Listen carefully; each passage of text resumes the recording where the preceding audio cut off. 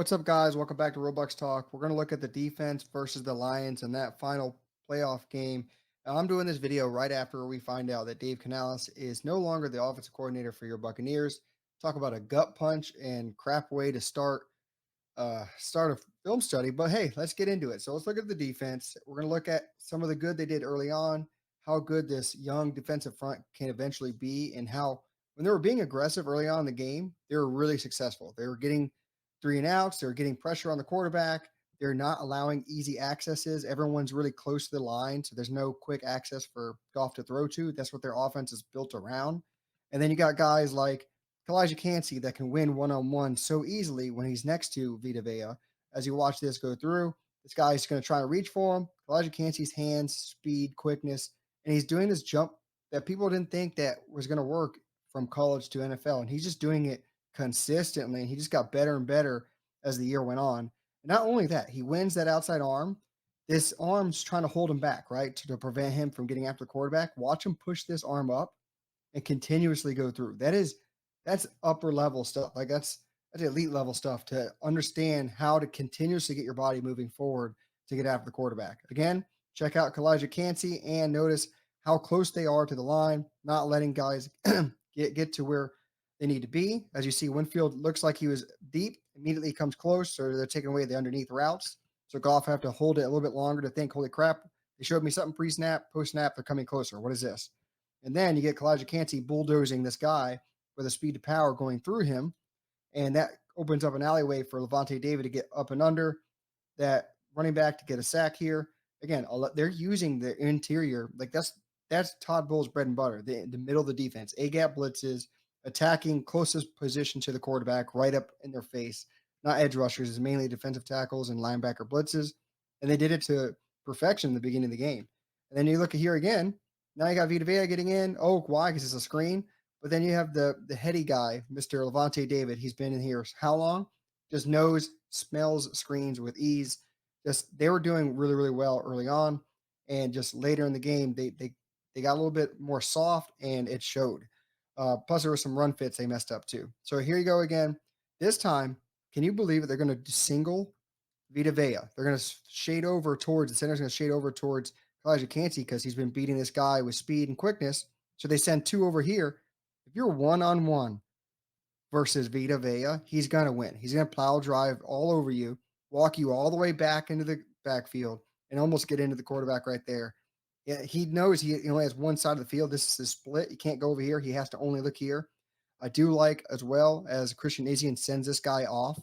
He's going to let him go, and then he's going to go down towards the running back to take away that easy outlet for Goff. Noticing that there's pressure, he's going to roll this way. So I thought that was really cool of him to do, and then ends up being a throwaway, winning by the Buccaneers right there. Here we go again. Check this lineman out.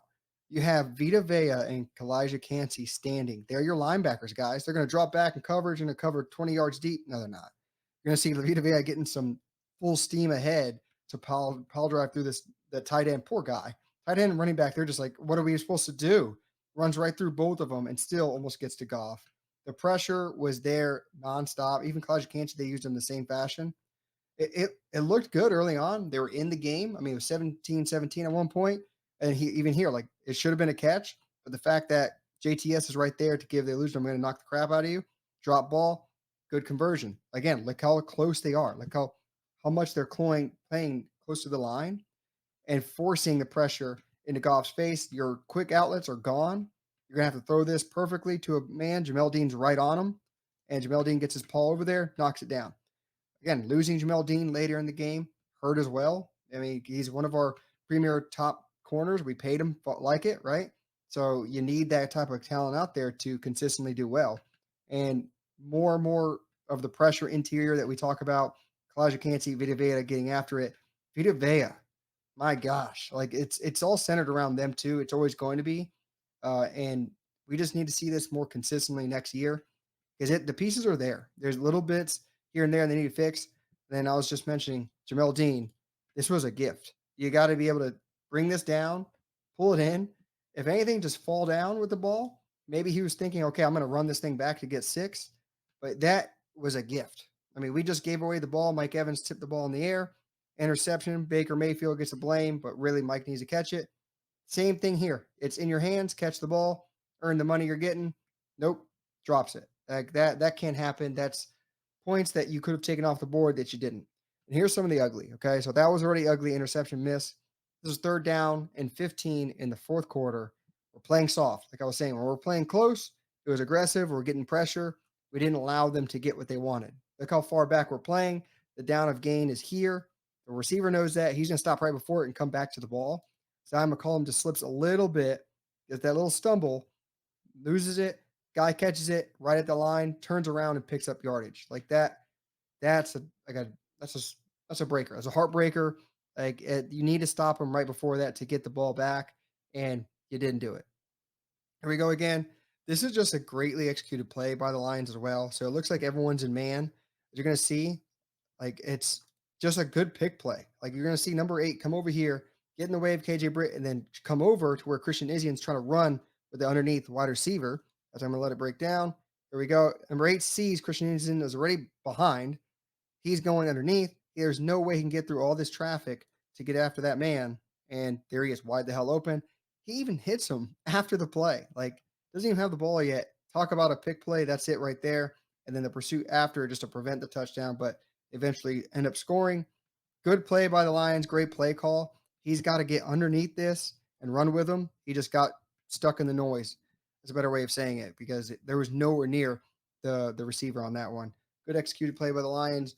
Poor execution by the Bucs on that one. This one, man, wide the hell open. How this happened? Yes, they're sending in Antoine Winfield Jr. I'm assuming this is his man that's going to go underneath because they're preventing this fourth down play. We're going to sail out for the run. He just falls out underneath. Again, Neal, I'm assuming he's the only line of defense. He's going to play deep safety. Just let those guys go. I mean, go for anything underneath. Stop that from happening. He doesn't. Wide the hell open. And then stop it there. Make the bleeding stop, right? Misses completely. So Ryan Neal did not have the best season as a Buccaneer. He only had a 1-year contract. JTS makes the tackle from behind. But it's not likely that Ryan Neal makes it back as a Buccaneer.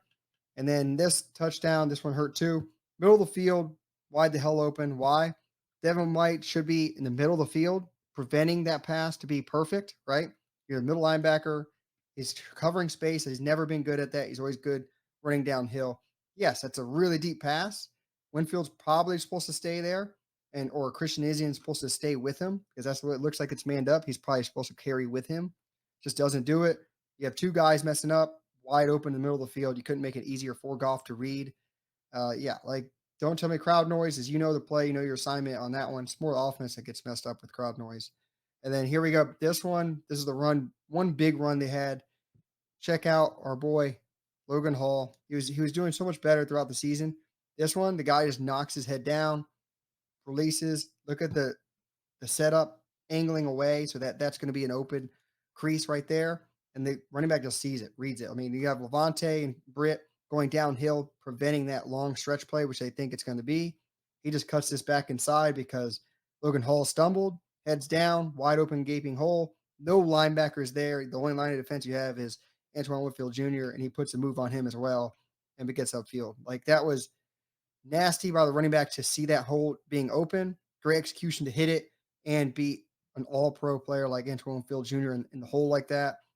I mean, hats off to them. They made less mistakes. They executed on a higher level.